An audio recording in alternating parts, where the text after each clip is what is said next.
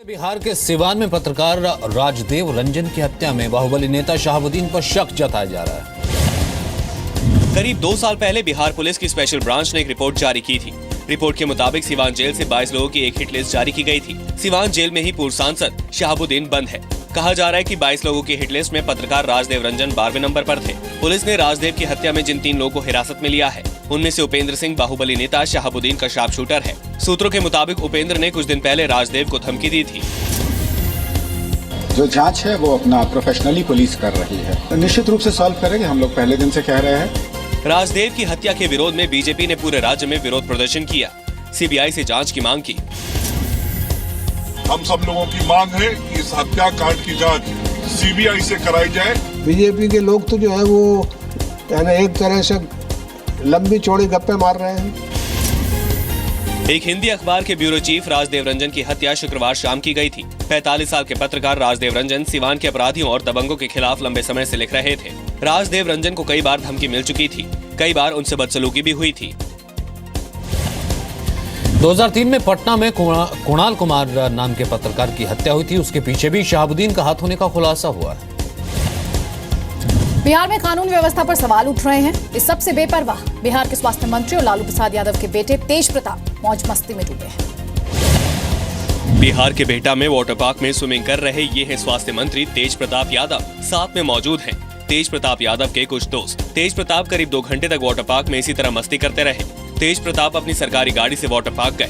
Water park जाने से पहले तेज प्रताप ने पत्रकार राजदेव रंजन की हत्या को विपक्ष की साजिश बताया था।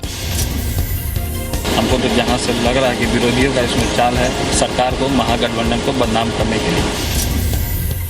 तेज प्रताप यादव वैशाली जिले के महुआ से आरजेडी विधायक हैं। 12वीं पास तेज प्रताप यादव लालू यादव के बड़े बेटे हैं। तेज प्रताप के छोटे भाई तेजस्वी यादव बिहार के उप मुख्यमंत्री हैं। राजनीति में आने से पहले तेज प्रताप औरंगाबाद में बाइक एजेंसी चलाते थे। मंत्री पद की शपथ लेते वक्त तेज प्रताप शपथ पत्र भी ठीक से नहीं पढ़ पाए थे। उन्होंने अपेक्षित की जगह उपेक्षित बोल दिया था। राज्यपाल रामनाथ कोविंद ने उन्हें ठीक किया था।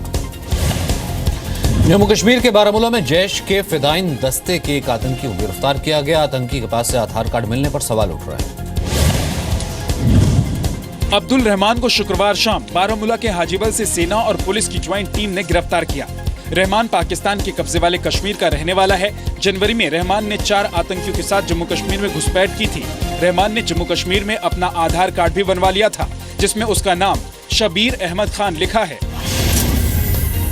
अब्दुल रहमान जो है, इसको जिम्मेवारी सौंपी गई थी बारामूला, सोपोर और इसके आसपास के इलाकों में जेईएम के लिए रिक्रूटमेंट करना। इनका ओवरऑल एम या मकसद था बड़े फिदाइन हमलों को सरअंजाम देना।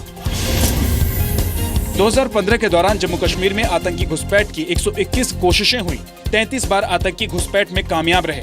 2015 में घुसपैठ की कोशिश के दौरान 46 आतंकी सुरक्षा बलों के हाथों मारे गए। 2014 के दौरान जम्मू कश्मीर में आतंकी घुसपैठ की 222 कोशिशें हुई। 65 बार आतंकी घुसपैठ में कामयाब रहे। 2014 में घुसपैठ की कोशिशों के दौरान 52 आतंकी सुरक्षा बलों के हाथों से मारे गए। पुलिस फिलहाल इस बात का पता लगा रही है कि इस आतंकी को आधार कार्ड कहां से जारी किया गया था। आधार कार्ड जाली भी हो सकता है। मानसून के आने में इस साल 6 दिनों की देरी होगी। मौसम विभाग ने इस साल 7 जून तक मानसून के केरल आने का पूर्वानुमान जताया है। आमतौर पर मानसून 1 जून को केरल के तट पर आ जाता है, लेकिन इस बार मानसून 6 दिन देर से आएगा। इसमें 4 दिन आगे पीछे हो सकते हैं। केरल में मानसून के देर से आने की वजह से देश के दूसरे राज्यों में भी मानसून देर से आएगा। अमूमन केरला में मानसून 1 जून के आसपास आता है, लेकिन इस साल इसमें थोड़ी देरी होगी और ये लगभग 7 जून के आसपास आएगा। बंगाल खाड़ी की तरफ मानसून नॉर्मल या सही समय पे आ रहा है और अंडमान निकोबार में भी मानसून सही समय में पहुंच जाएगा।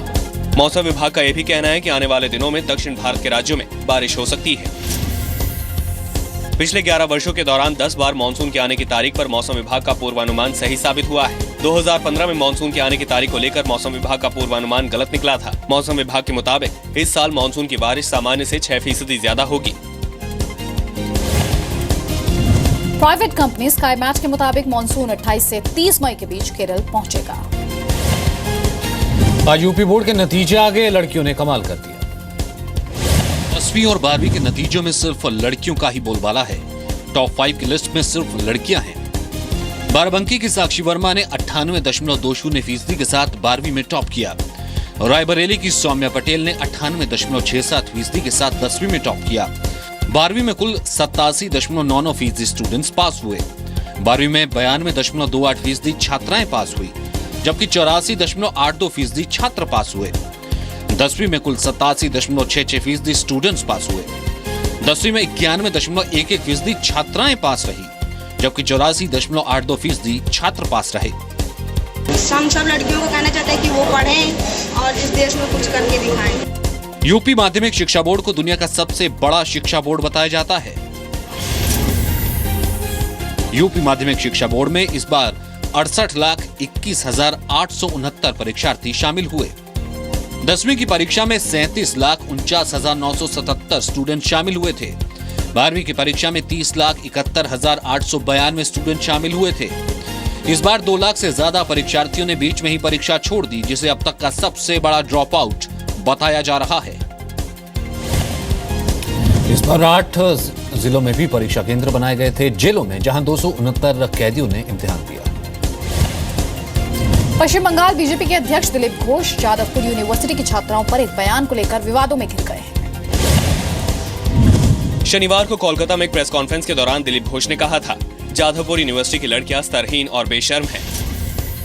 আর যারা পেটাতে গেছে তারা মলেস্টেশনের আবার কেস দিচ্ছে, আবার দাবি করছে। বিচিত্র ব্যাপার।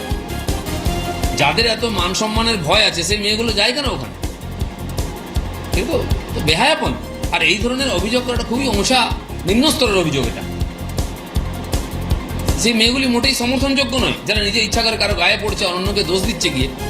খুব বেহায়া মেয়েগুলো। यूथ कांग्रेस ने दिलीप घोष के बयान के खिलाफ कोलकाता में प्रदर्शन किया। कम्युनिस्ट पार्टी ने भी बयान की निंदा की। आरएसएस के नेता बंगाल में अपना रहे हैं टेरर ऑफ लैंग्वेज। जो जदखियानोची सोच है वो हमारे देश को संघ परिवार किस तरह से सदियों पीछे ढकेलना चाहते हैं। 6 मई को जादवपुर यूनिवर्सिटी में डायरेक्टर विवेक अग्निहोत्री की film Buddha in the traffic jam की स्क्रीनिंग थी। इस दौरान यूनिवर्सिटी पहुंचे विवेक अग्निहोत्री को लेफ्ट संगठनों के छात्रों ने काले झंडे दिखाए। जब स्क्रीनिंग शुरू हुई तो लेफ्ट समर्थक छात्रों ने पास में मुजफ्फरनगर बाकी है फिल्म की स्क्रीनिंग शुरू कर दी। इसी को लेकर एबीवीपी और लेफ्ट समर्थक छात्रों के बीच झड़प हो गई। जादवपुर यूनिवर्सिटी के कुछ छात्राओं ने एबीवीपी के छात्रों पर छेड़खानी का आरोप लगाया था। इससे पहले मार्च में दिलीप घोष ने बीरभूम में भी एक विवादित बयान दिया था। कहा था कि पाकिस्तान के समर्थन में नारे लगाने वालों के सिर कलम कर दिए जाएंगे। महाराष्ट्र के धुले में बहन से छेड़छाड़ का विरोध करने पर सेना के एक जवान की हत्या कर दी गई। धुले के सैयदनगर में करीब 10 बदमाश विनोद पवार नाम के सैनिक की चचेरी बहन को छेड़ रहे थे। विनोद ने उन्हें रोका तो झगड़ा शुरू हो गया। गांव वालों ने पंचायत के जरिए झगड़े को सुलझाने की कोशिश की, लेकिन अगले दिन नाराज बदमाशों ने चाकू से विनोद पर हमला कर दिया। विनोद की मौत हो गई। रस्त्यावर तिथं सापडलं होतं त्याला, माझ्या भावाला, आणि तिथं मारायचं चालू केलं होतं। मग परत उद्या उठून सकाळी आम्ही पंचायत बोलवली, तिथं गेलो, डायरेक्ट हल्ला केला त्यांनी चाकूने। विनोद पवार पंजाब के फिरोजपुर में सेना की बीएमई 607 बटालियन में तैनात थे। विनोद परीक्षा देने के लिए छुट्टी पर अपने घर आए थे। पुलिस ने विनोद पवार की हत्या के मुख्य आरोपी ध्यानेश्वर राठौर समेत 8 आरोपियों को गिरफ्तार कर लिया है। गर्मी बढ़ने के साथ ही पहाड़ों पर जंगल एक बार फिर से जलने लगे हैं। उत्तराखंड में उत्तरकाशी के जंगलों में आग तेजी से फैलती जा रही है। आग के लपटों पर तमाम कोशिशों के बावजूद भी काबू नहीं पाया जा सका है। जम्मू कश्मीर के रियासी में भी जंगल धधक रहे हैं। सैकड़ों हेक्टेयर जंगल आग की भेंट चढ़ चुके हैं। पहाड़ी और उबड़ खाबड़ रास्तों की वजह से आग बुझाने में काफी मुश्किलों का सामना करना पड़ रहा है। हालांकि जम्मू कश्मीर के रियासी में प्रशासन का दावा है कि आग पर काफी हद तक काबू पा लिया गया है। आग को अभी काबू पा लिया गया है। थोड़ा बहुत है जो कि वो रेमिनेंट्स जो होते हैं वहीं पे जल रही आग। पिछले दिनों उत्तराखंड के जंगलों में लगी आग से 2270 हेक्टेयर जंगली इलाका तबाह हो गया था। हिमाचल प्रदेश के भी कई जिलों में आग से करीब 400 हेक्टेयर इलाके के जंगल जल गए थे। जम्मू कश्मीर में राजौरी के बथूनी और गंभीर के जंगलों में भी आग लगी थी। उत्तराखंड में मुख्यमंत्री हरीश रावत ने आज अधिकारियों के साथ बैठक कर आग की घटनाओं पर जल्द से जल्द काबू पाने के निर्देश दिए हैं। मुंबई के लोकल ट्रेन से फिर एक हादसा हुआ है। एक शख्स चलती ट्रेन से गिरकर प्लेटफॉर्म और ट्रेन के बीच फंस गया। हादसा 13 मई को सुबह 5 बजे कलवा स्टेशन पर हुआ। जैसे ही ट्रेन रवाना हुई, दरवाजे के पास खड़े 23 साल के जगमोहन का हाथ फिसल गया। गिरने के बाद जगमोहन प्लेटफॉर्म और ट्रेन के बीच फंस गया। इस दौरान पास खड़े एक शख्स ने दौड़कर उसे बचाने की कोशिश की, लेकिन जगमोहन ट्रेन के नीचे चला गया। राहत की बात यह रही कि नीचे गिरने के बाद भी जगमोहन की जान बच गई। उसे अस्पताल में भर्ती कराया गया है। जगमोहन को पैर और सिर में गंभीर चोटें आई हैं। 2015 में नवंबर तक मुंबई लोकल ट्रेन के हादसों में 697 लोगों की मौत हो चुकी है। 2014 में मुंबई के लोकल ट्रेन की चपेट में आकर 797 लोगों की जान गई। 2013 में मुंबई में लोकल ट्रेन के हादसे में 901 लोगों की मौत हो गई थी। बीते 10 वर्षों में कुल 18,733 लोग लोकल ट्रेन से गिरकर घायल हो चुके हैं। ठाणे जीआरपी के मुताबिक शुरुआती जांच के बाद ऐसा लग रहा है कि किसी ने जगमोहन को धक्का दिया, लेकिन जगमोहन के बयान से तस्वीर साफ हो गई।